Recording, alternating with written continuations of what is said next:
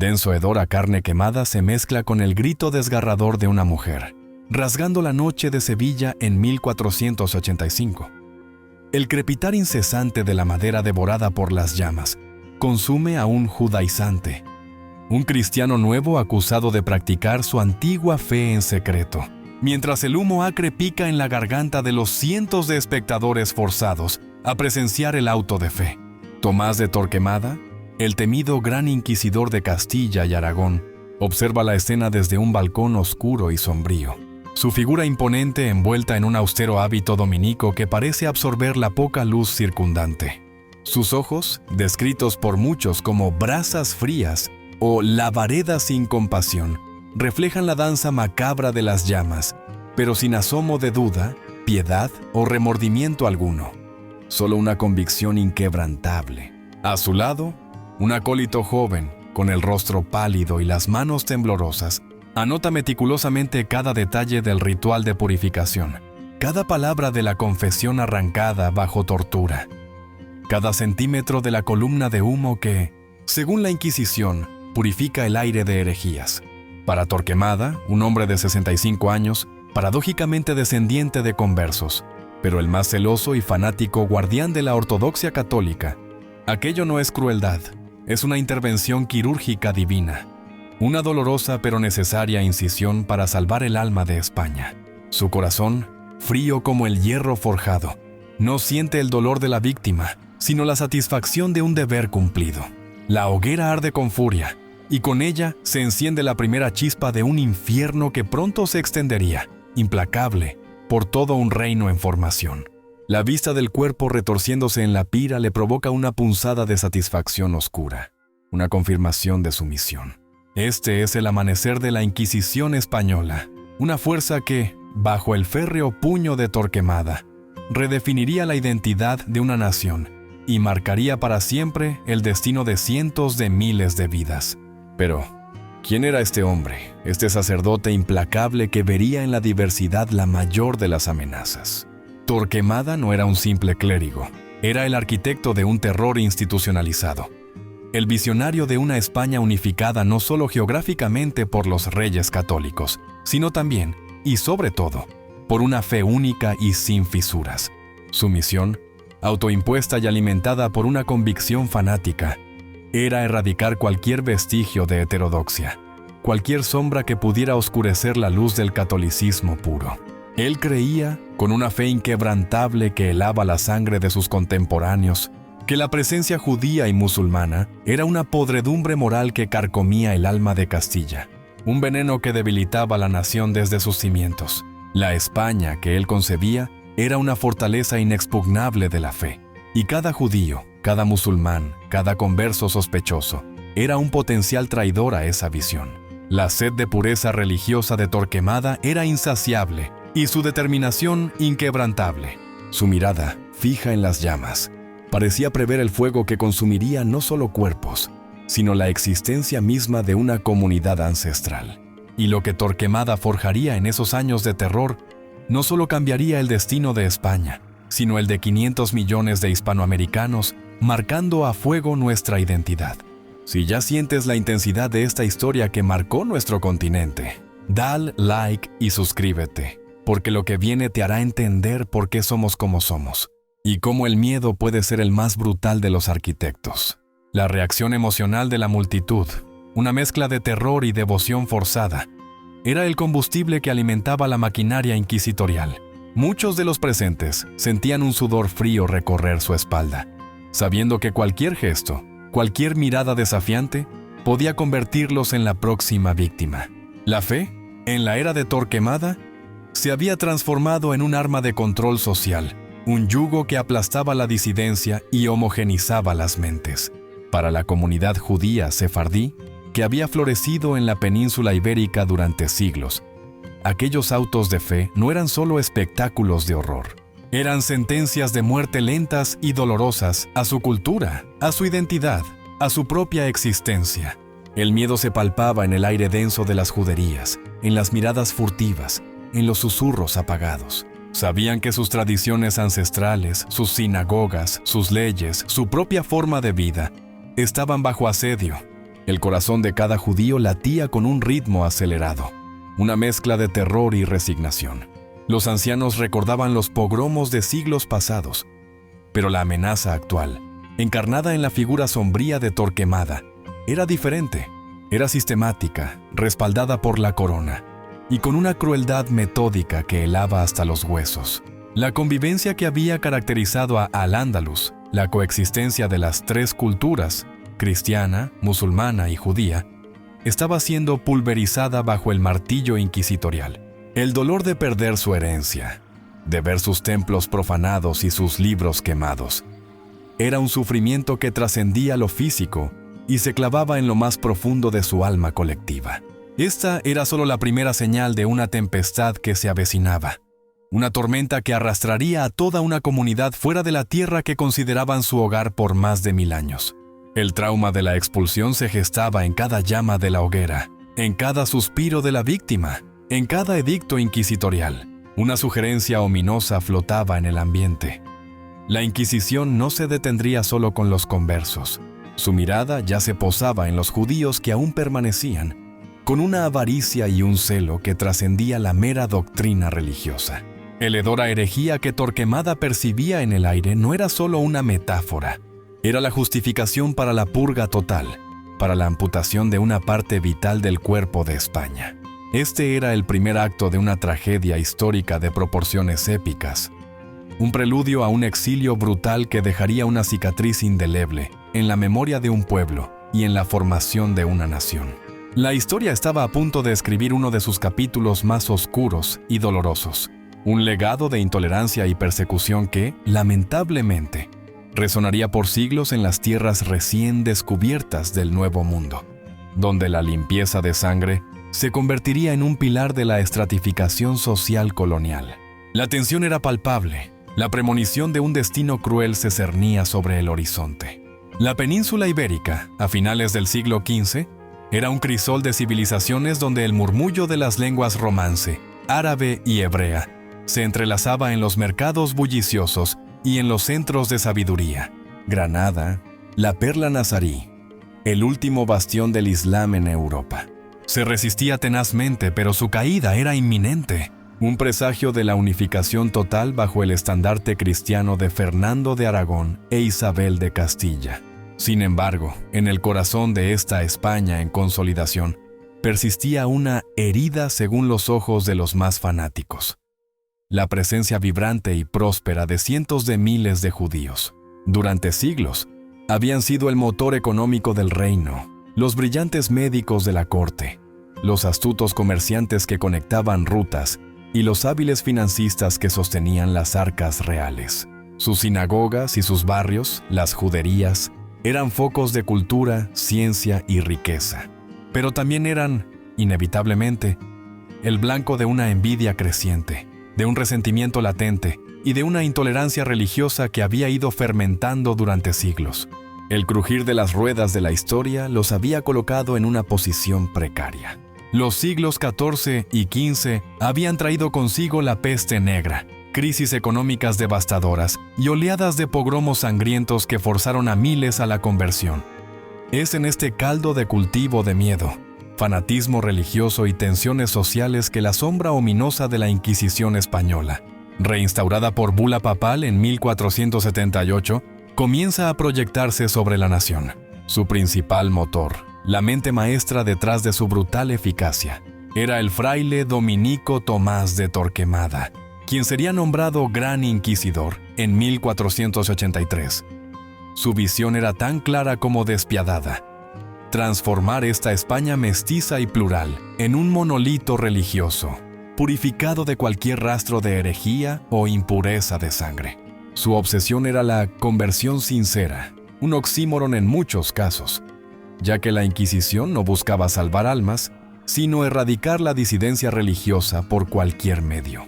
Para Torquemada, los judíos no eran solo un pueblo con una fe diferente, eran un obstáculo vivo para la España perfecta que él vislumbraba, un elemento corruptor que impedía a los cristianos nuevos abrazar la verdadera fe de corazón. Su corazón de converso, paradójicamente, lo hacía el más feroz perseguidor de su propio origen. Los reyes católicos, astutos pero también profundamente religiosos, se encontraban atrapados en una encrucijada. Por un lado, la innegable necesidad de los servicios y el capital judío para sostener su reino y sus guerras. Por otro, la presión implacable y el fervor fanático de Torquemada y su Inquisición, que prometían la unidad religiosa y, con ella, la estabilidad de la corona. La balanza empezaba a inclinarse peligrosamente. Las primeras traiciones se manifestaron en la creciente desconfianza y en el aislamiento de las comunidades judías. Los edictos inquisitoriales, cada vez más restrictivos, sembraban la paranoia en las ciudades, donde vecinos que antes convivían en relativa paz, ahora se miraban con recelo. El olor a miedo era palpable en los callejones estrechos de las juderías, donde las puertas se cerraban antes del anochecer, y los murmullos de las oraciones en hebreo se hacían más quedos y furtivos. Las descripciones de los cronistas de la época hablan de cómo la sociedad se fracturaba, cómo las familias de conversos vivían bajo la constante amenaza de la denuncia, del potro, de la garrucha. Las lágrimas de aquellos que eran arrastrados a los tribunales inquisitoriales eran el agua que regaba el árbol del terror. La Inquisición no solo quemaba cuerpos, quemaba la confianza, quemaba los lazos comunitarios, quemaba la identidad. El crujir de las cadenas de los prisioneros se convertía en la banda sonora de una era marcada por la persecución. La fe de un pueblo, forjada en milenios de historia, era puesta a prueba de la forma más brutal, sometida a una presión insoportable que muchos no podían soportar. La resistencia, en muchos casos, era silenciosa, una obstinación por mantener vivas las tradiciones en la intimidad del hogar. Los primeros encuentros entre la Inquisición y la comunidad judía no fueron batallas campales, sino una guerra psicológica lenta y metódica. Torquemada, con la frialdad de un estratega militar, comenzó a atacar los cimientos de la vida judía en España. Prohibió los libros hebreos, impuso restricciones al comercio y fomentó un clima de sospecha constante contra cualquiera que mantuviera lazos con su antigua fe. El dolor de los niños judíos al ser forzados a escuchar sermones cristianos, de los rabinos al ver sus textos sagrados quemados en plazas públicas, era un tormento silencioso pero devastador. El hedor a papel quemado y a fanatismo se extendía por el aire. El corazón de los líderes comunitarios se encogía con cada nueva imposición, cada nueva muestra de poder inquisitorial. Sabían que el cerco se estrechaba inexorablemente, que la autonomía que habían gozado durante siglos se desvanecía como arena entre los dedos. La imagen de los sabios judíos debatiendo con eruditos cristianos, que había caracterizado una época, fue reemplazada por la de los rabinos arrastrados a los tribunales, humillados y torturados. La visión de una España pluralista, donde las diferentes religiones convivían y se enriquecían mutuamente, se desdibujaba rápidamente bajo la sombra de la cruz y la espada inquisitorial. El desarrollo de las tensiones culturales escaló con cada decreto, con cada auto de fe que se celebraba en las plazas públicas, transformando la devoción religiosa en un espectáculo de terror. La confrontación entre el mundo cristiano y el judío no era solo doctrinal, era un choque visceral de identidades. Para Torquemada, la existencia misma de la cultura judía, con sus ritos, su calendario y su idioma, era una afrenta a la unificación religiosa que él consideraba indispensable.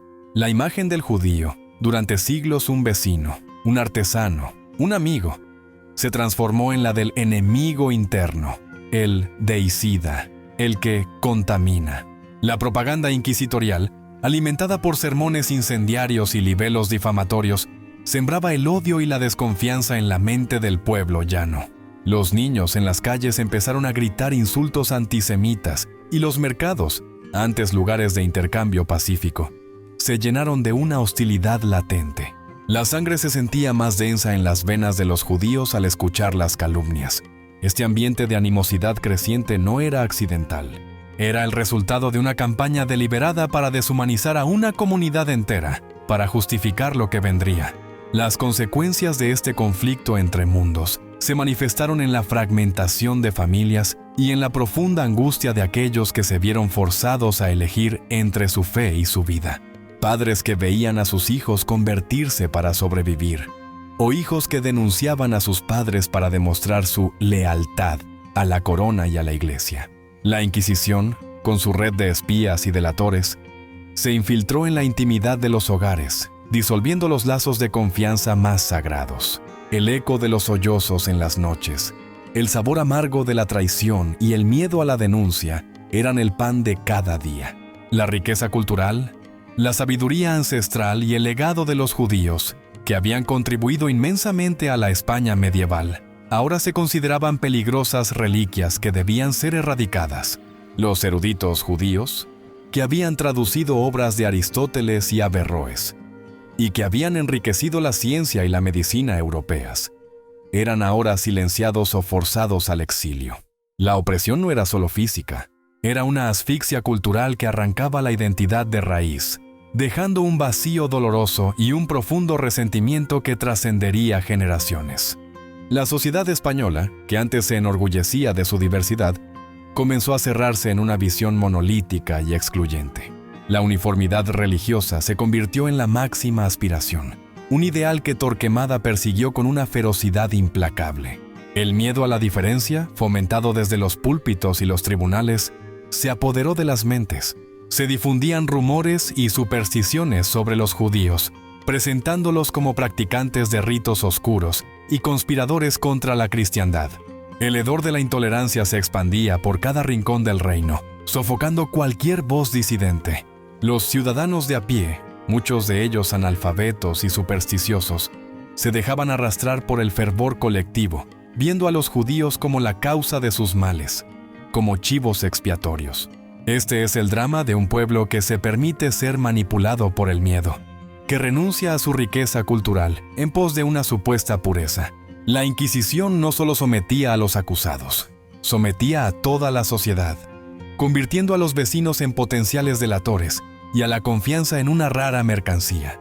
La frialdad en el trato hacia los judíos, que antes era una excepción, se convirtió en la norma, un indicio del profundo cambio que estaba sufriendo la mentalidad colectiva.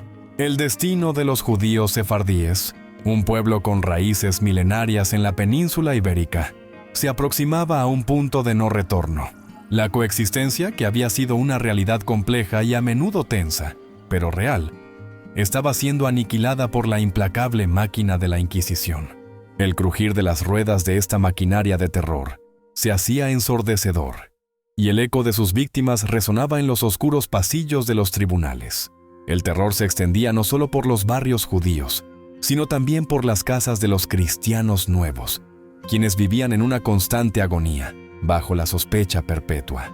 Sabían que cualquier error, cualquier gesto olvidado, cualquier palabra malinterpretada, podía ser el detonante de su perdición. La Inquisición se había convertido en un poder omnipresente, una fuerza que penetraba hasta los rincones más íntimos de la vida privada. El pulso acelerado de aquellos que vivían bajo la amenaza constante de la tortura o la hoguera era una constante. Esta era la brutal realidad de una época en la que la fe se había transformado en un instrumento de opresión, y donde la diferencia era castigada con la extinción. El olor a miedo y a injusticia era el aire que se respiraba en las calles de la España de Torquemada. Los obstáculos para una coexistencia pacífica se multiplicaban, no solo por la intransigencia religiosa, sino también por el afán de poder y la ambición material de la corona española y de la propia Iglesia. La riqueza acumulada por los judíos a lo largo de los siglos, sus propiedades, sus negocios, se convertían en un botín tentador para una monarquía siempre ávida de recursos para financiar sus guerras y consolidar su imperio. La avaricia, disfrazada de celo religioso, fue un catalizador potente para la persecución. El dolor de ver sus bienes confiscados, sus tierras usurpadas, sus casas vacías, se sumaba al tormento espiritual. El oro, el mismo metal que los conquistadores buscarían con tanta brutalidad en América, era ya un motor de genocidio cultural en la propia península. Torquemada, con su visión absolutista, convenció a los reyes católicos de que la riqueza judía era una manzana podrida, que, una vez retirada, sanearía el cuerpo de España y lo fortalecería.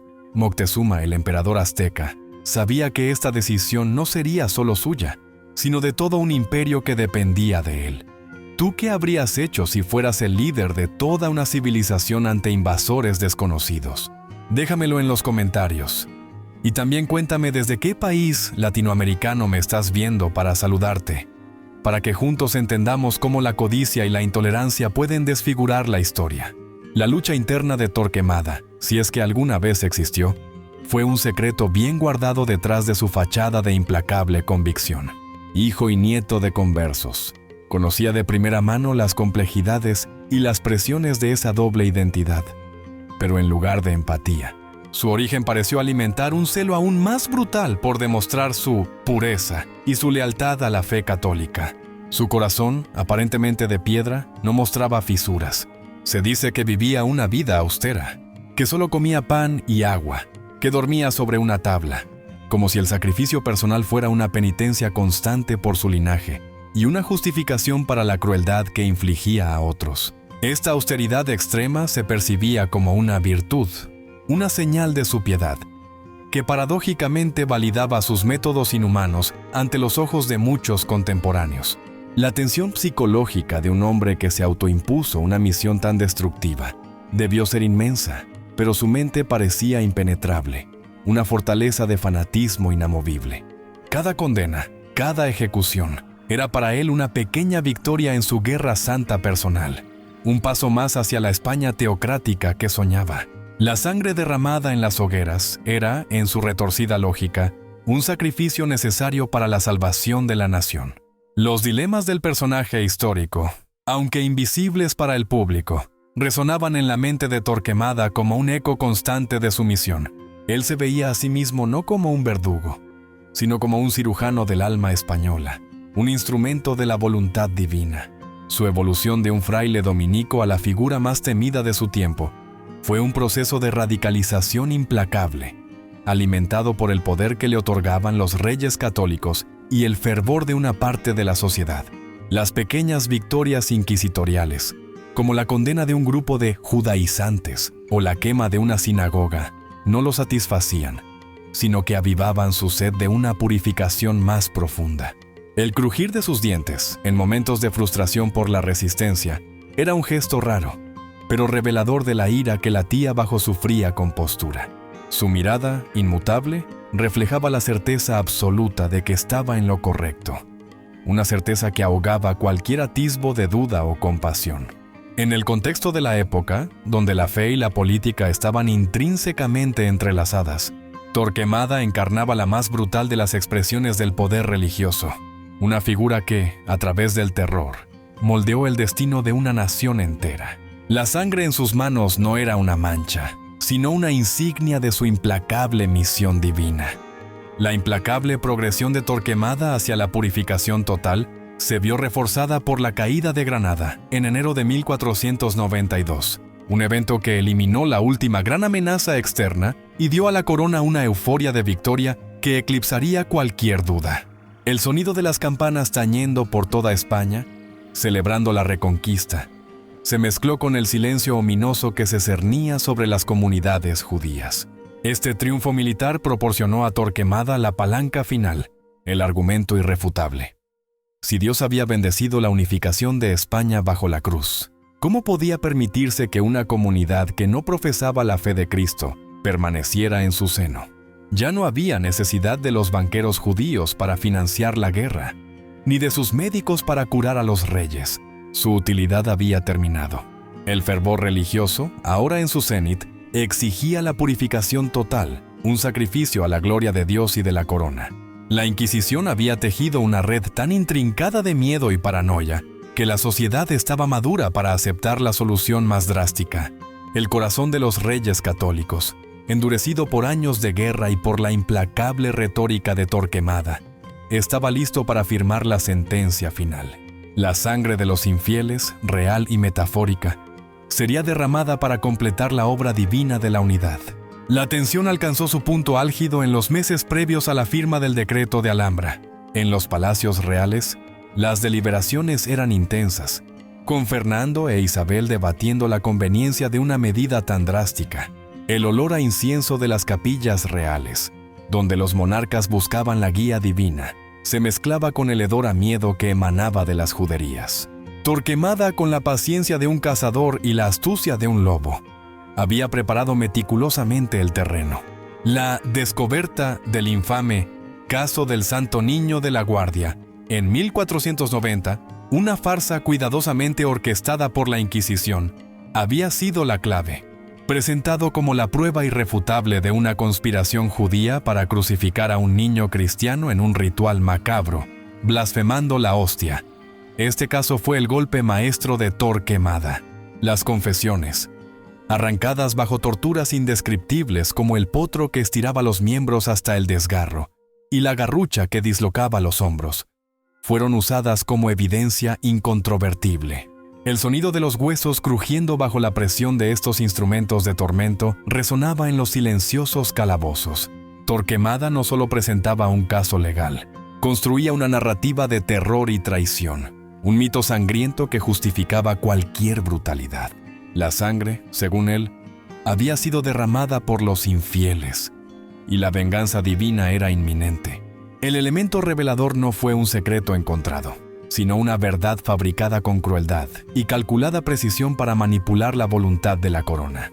Así, en la mañana del 31 de marzo de 1492, en el recién conquistado y aún vibrante Palacio de la Alhambra en Granada, donde las banderas cristianas, símbolo de la recién lograda reconquista, aún ondeaban orgullosas sobre las torres nazaríes, Fernando e Isabel se sentaron a firmar un documento que sellaría el destino de cientos de miles de personas. El silencio en la sala era tan denso que el único sonido audible era el raspar de la pluma de Isabel sobre el pergamino. Un sonido que para muchos era el crujir de la esperanza de todo un pueblo. El decreto de Alhambra era claro, definitivo e implacable. Todos los judíos, sin excepción, debían abandonar los reinos de Castilla y Aragón antes del 31 de julio de ese mismo año. No se les permitía llevar oro, plata ni joyas, solo los bienes que pudieran cargar consigo mismos. La orden, impregnada de la crueldad metódica de Torquemada, fue una sentencia de muerte cultural. Los monarcas, con la tinta aún fresca en sus dedos, sintieron el peso de su decisión, pero la convicción de la unidad religiosa, forjada por el gran inquisidor, superó cualquier escrúpulo. La piel de Isabel, generalmente pálida, estaba tensa, reflejando la magnitud del momento.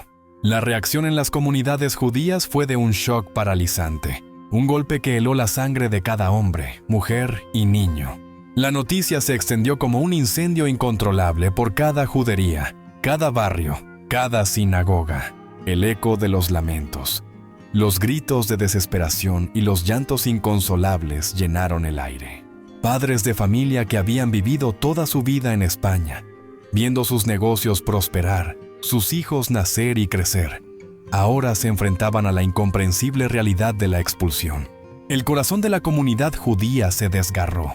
Ancianos, con lágrimas que surcaban sus rostros marcados por el tiempo, se aferraban a los rollos de la Torá, mientras los rabinos, con voces quebradas por la angustia, intentaban dar consuelo en medio del caos. El suelo de España, que había sido su hogar por más de 1000 años, se convertía de repente en una tierra hostil que los escupía. La esperanza de una coexistencia, por precaria que fuera, se desvanecía en la brutalidad de un edicto. La España de las 3 culturas, de repente, se transformaba en un monolito religioso, amputando de su propio cuerpo una parte vital de su alma y su intelecto. En medio del tumulto, resuenan las palabras de un anciano rabino en Toledo, cuya voz, aunque débil por la edad, llevaba el peso de siglos de historia. Nos arrancan de la tierra donde nuestros ancestros sembraron sus vidas, donde nuestras plegarias se elevaron al cielo por generaciones. Dicen que es por Dios, pero que Dios exige la ruina de su pueblo. Nos obligan a dejarlo todo, a buscar refugio en tierras extrañas, pero llevarán consigo la memoria de España, una memoria agridulce, teñida de sangre y de exilio. Sus ojos, llenos de un dolor ancestral, reflejaban la desolación de un pueblo traicionado. Estas palabras, que no fueron grabadas por los cronistas oficiales, encapsulan el sentimiento de miles. La decisión de los reyes católicos, instigada por la visión absolutista de Torquemada, marcó una transformación irreversible, no solo para los judíos, sino para la propia identidad española. El corazón de la nación se encogió, cerrándose a la diversidad y abriéndose a una era de intolerancia que dejaría cicatrices profundas, un legado que, dolorosamente, se replicaría en las nuevas tierras que se estaban descubriendo en el Atlántico. La sensación de injusticia era tan palpable como el polvo en los caminos que pronto recorrerían los expulsados. La implacable progresión de Torquemada hacia la purificación total se vio reforzada por la caída de Granada en enero de 1492, un evento que eliminó la última gran amenaza externa y dio a la corona una euforia de victoria que eclipsaría cualquier duda.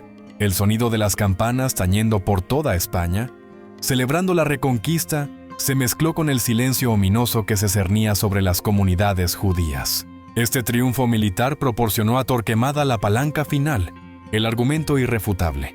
Si Dios había bendecido la unificación de España bajo la cruz, ¿cómo podía permitirse que una comunidad que no profesaba la fe de Cristo permaneciera en su seno? Ya no había necesidad de los banqueros judíos para financiar la guerra, ni de sus médicos para curar a los reyes. Su utilidad había terminado. El fervor religioso, ahora en su cenit, exigía la purificación total, un sacrificio a la gloria de Dios y de la corona. La Inquisición había tejido una red tan intrincada de miedo y paranoia, que la sociedad estaba madura para aceptar la solución más drástica. El corazón de los reyes católicos, endurecido por años de guerra y por la implacable retórica de Torquemada, estaba listo para firmar la sentencia final. La sangre de los infieles, real y metafórica, sería derramada para completar la obra divina de la unidad. La tensión alcanzó su punto álgido en los meses previos a la firma del Decreto de Alhambra.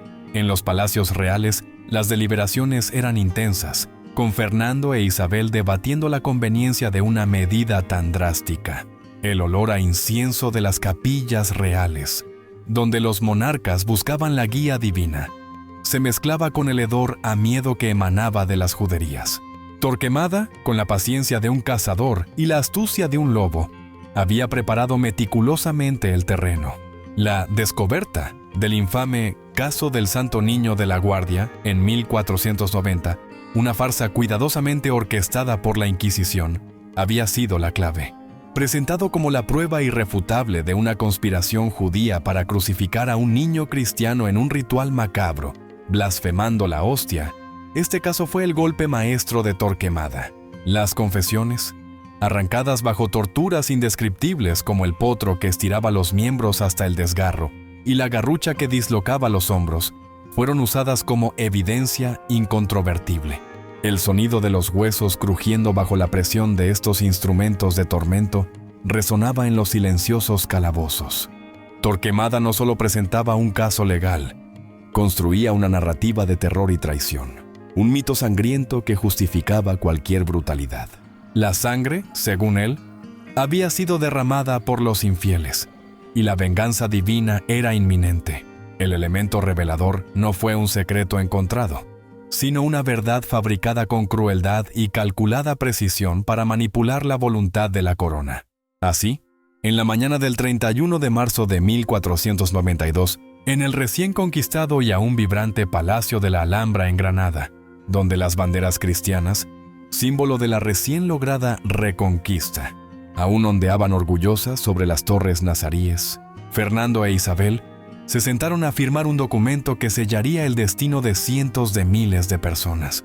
El silencio en la sala era tan denso que el único sonido audible era el raspar de la pluma de Isabel sobre el pergamino, un sonido que para muchos era el crujir de la esperanza de todo un pueblo. El decreto de Alhambra era claro, definitivo e implacable. Todos los judíos, sin excepción, debían abandonar los reinos de Castilla y Aragón antes del 31 de julio de ese mismo año. No se les permitía llevar oro, plata, ni joyas, solo los bienes que pudieran cargar consigo mismos. La orden, impregnada de la crueldad metódica de Torquemada, fue una sentencia de muerte cultural.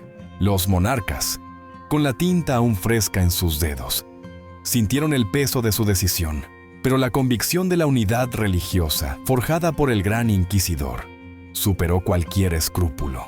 La piel de Isabel, generalmente pálida, estaba tensa, reflejando la magnitud del momento. La reacción en las comunidades judías fue de un shock paralizante. un golpe que heló la sangre de cada hombre, mujer y niño. La noticia se extendió como un incendio incontrolable por cada judería, cada barrio, cada sinagoga. El eco de los lamentos, los gritos de desesperación y los llantos inconsolables llenaron el aire. Padres de familia que habían vivido toda su vida en España, viendo sus negocios prosperar, sus hijos nacer y crecer, ahora se enfrentaban a la incomprensible realidad de la expulsión. El corazón de la comunidad judía se desgarró. Ancianos, con lágrimas que surcaban sus rostros marcados por el tiempo, se aferraban a los rollos de la Torá, mientras los rabinos, con voces quebradas por la angustia, intentaban dar consuelo en medio del caos. El suelo de España, que había sido su hogar por más de 1000 años, se convertía de repente en una tierra hostil que los escupía. La esperanza de una coexistencia, por precaria que fuera, se desvanecía en la brutalidad de un edicto. La España de las 3 culturas, de repente, se transformaba en un monolito religioso, amputando de su propio cuerpo una parte vital de su alma y su intelecto. En medio del tumulto, resuenan las palabras de un anciano rabino en Toledo, cuya voz, aunque débil por la edad, llevaba el peso de siglos de historia. Nos arrancan de la tierra donde nuestros ancestros sembraron sus vidas, donde nuestras plegarias se elevaron al cielo por generaciones. Dicen que es por Dios, pero ¿qué Dios exige la ruina de su pueblo? Nos obligan a dejarlo todo, a buscar refugio en tierras extrañas, pero llevarán consigo la memoria de España, una memoria agridulce, teñida de sangre y de exilio. Sus ojos, llenos de un dolor ancestral, reflejaban la desolación de un pueblo traicionado. Estas palabras, que no fueron grabadas por los cronistas oficiales, encapsulan el sentimiento de miles. La decisión de los reyes católicos, instigada por la visión absolutista de Torquemada, marcó una transformación irreversible, no solo para los judíos, sino para la propia identidad española.